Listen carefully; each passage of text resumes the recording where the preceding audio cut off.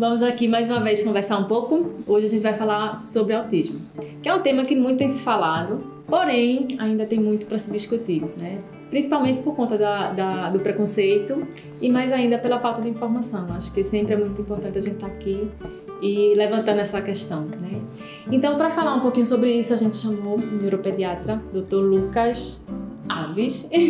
Quero te dizer muito obrigada por estar aqui. Tá? Tudo bem. Obrigado pelo convite, pela oportunidade aqui. É isso. Falar sobre um assunto tão importante. Joia. Então já vamos falar direto ao assunto. O que é o TEA? Bom, o TEA é o transtorno do espectro autista, né? Na verdade é um grupo de sintomas que o paciente vai ter uma alteração do comportamento social, da interação social, da fala, né? Vai ter um atraso da fala ou da linguagem e de alguns comportamentos repetitivos e uma alteração social. Então seria uma alteração desses três domínios grandes, né? Da fala, do comportamento e da socialização. Tá, e como é que é feito o diagnóstico disso? Bom, o diagnóstico a gente diz que é clínico, né? Não existe, na verdade, um exame que vá confirmar o diagnóstico, como uma tomografia computadorizada de crânio, um eletroencefalograma, uma ressonância magnética. Um diagnóstico é feito na consulta com um neurologista. Então, muitas vezes a gente precisa de um relatório do professor que acompanha essa criança no colégio, de um relatório do pediatra que conhece há mais tempo o paciente, da opinião dos pais da criança, dos avós, de uma babá, de uma funcionária que fica com a criança. Então, um diagnóstico muito mais observacional, né?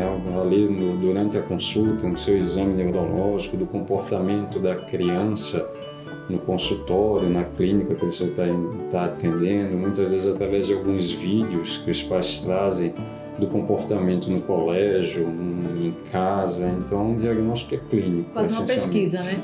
Exatamente. Em muitos casos, a gente precisa de uma ajuda de mais de uma pessoa que cuida dessa criança, que tem atenção para facilitar o diagnóstico. Tá, e para os pais, que existe alguma característica, algum sintoma, alguma coisa que a gente que não é neuropediatra ou, né, não sabe, não entende, mas o que pode ser alerta para dizer, olha, o que a gente procura sempre informar os pais sobre são os sinais precoces do transtorno do espectro autista. Por exemplo, um seria o atraso da fala. A gente espera que uma criança até 1 ano e 3 meses, 1 ano e 4 meses já tenha pelo menos uma malação. Fale mamãe, papá, já tem o início das palavras. Então, o atraso da fala, da linguagem seria um dos sinais.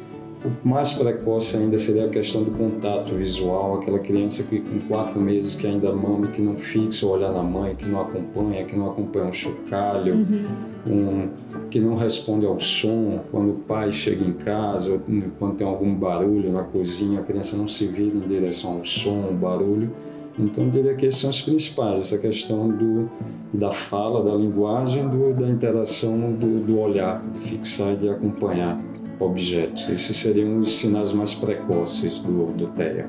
E como é feito esse acompanhamento? Quando se diagnostica a criança com TEA, como é feito isso? Bom, quando é feito um diagnóstico, é iniciado o tratamento. Então, muitas vezes assim, você vai observar desde a orientação dos pais em casa, diminuir a quantidade de eletrônico, estimular sempre os pais a estar falando, da criança observando a vocalização deles, o movimento da boca. Vai precisar, algumas dessas crianças vão precisar de medicamento, um remédio que faça com que elas se concentrem mais, prestem mais atenção, mas o tratamento essencialmente é de reabilitação, né? Então vai ser com profissionais da área da psicologia, terapeuta ocupacional e com fonoaudiólogo. O tratamento é essencialmente que ele vai precisar um tratamento semanal. Toda semana ele vai precisar de uma terapia. Algumas vezes vai precisar de um apoio pedagógico escolar, né? Essas crianças que têm um transtorno do espectro autista, elas têm direito, por lei, a ter um auxiliar na sala de aula que desenvolva mais essas crianças, que façam com que elas rendam mais no colégio. Então, a gente diz que não tem um tratamento geral para todas as crianças, vai depender do que cada criança apresentar. Tá, e aí a partir do momento que ela começa um tratamento, já se percebe logo os avanços? Sim. Quanto mais cedo, essencialmente, O ideal é tratar antes dos 3 anos de vida, antes dos 3 anos. Mas o objetivo do tratamento sempre é que essa criança, essa pessoa consiga desenvolver uma independência futura, consiga, no caso de um transtorno de espectro autista leve ou até um moderado, que ela consiga fazer uma faculdade, trabalhar, produzir, render para a sociedade e ter sua independência futura, que acaba sendo a grande preocupação dos pais e do médico também, é que essa criança tenha uma independência no futuro. E é fundamental, então, o diagnóstico precoce. Exatamente, é muito mais fácil o desenvolvimento de um cérebro dessa criança, né? A gente sabe que o nosso cérebro desenvolve mais até o 2º, 3º ano de vida. Muito mais fácil trabalhar num cérebro desse do que no cérebro de uma criança de 10 anos, 11 anos. Entendi. E o que a gente pode dar de orientação para as famílias que estão nessa fase de investigação, de busca de...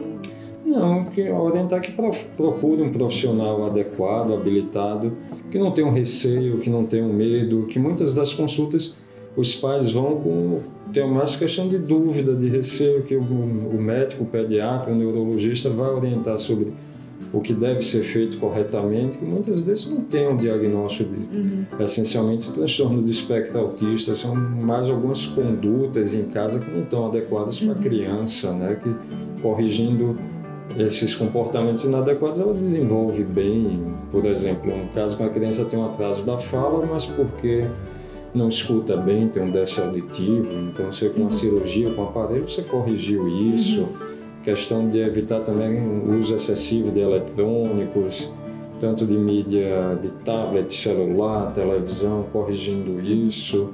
Contato com outras crianças, infelizmente a gente atende crianças com 3 anos de vida que não tem um isolamento social, não tem contato com outras crianças, então por isso que elas têm esse receio de interagir. Entendi. Então, acho que procure um profissional, não tenha um receio, se tiver algo ou se não tiver, quanto mais cedo for tratado, for descoberto, for resolvido, mais fácil para a criança. E para a família que, meu filho tem autismo, tá? Descobri. Como é que a gente pode falar? O que a gente pode dizer para ela para tranquilizar um pouco, que não é também acabou-se o mundo e tal? Exatamente. Não é um diagnóstico fácil da família aceitar, dos pais aceitarem, que precisa realmente do apoio de toda a família, do pai, do avô, dos todo tios. Mundo que tem convívio, né? Todo mundo tem convívio com essa criança, mas é um diagnóstico que a criança tem perspectiva e tem possibilidade de melhora, né? De ter no futuro independência.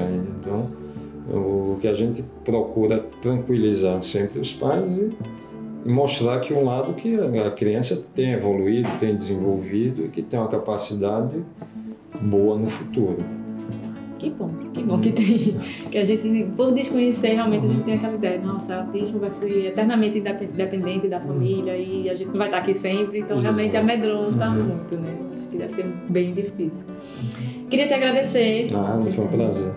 Prazer é meu. Queria também te dar uma lembrança do nosso dia, essa fotografia nova. Obrigado. Obrigada mesmo, viu? E a gente termina por aqui. Conversei com o neuropediatra Lucas Alves. Acho que foi bem bacana a nossa conversa. E a gente se vê na próxima quarta, tá? Sempre às 18 horas. Até logo.